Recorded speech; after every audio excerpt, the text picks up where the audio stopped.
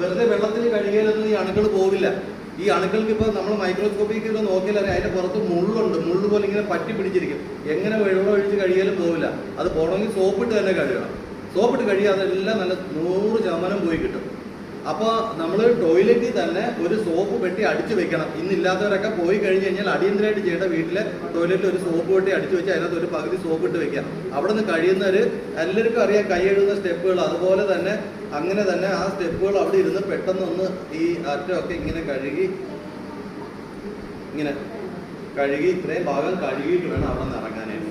അത് കുട്ടികൾ തൊട്ട് ശീലിക്കില്ല എന്ന് വെച്ച് കഴിഞ്ഞാൽ വെറും ഈ ഒരു കൈ എഴുതുന്നതിന് നമുക്ക് എത്ര രൂപ ചിലവ് വരും? പിന്നെ തിളപ്പിച്ചാറ്റിയ വെള്ളം മാത്രം കുടിക്കാൻ പറയാ. ചിലവർ പച്ചവെള്ളമേ കുടിക്കുള്ളൂ. അത് ആര് പറഞ്ഞിട്ട് പച്ചവെള്ളം കുടിക്കുന്നത്? പച്ചവെള്ളം കുടിക്കുന്നത് മൃഗങ്ങൾക്കാണ്.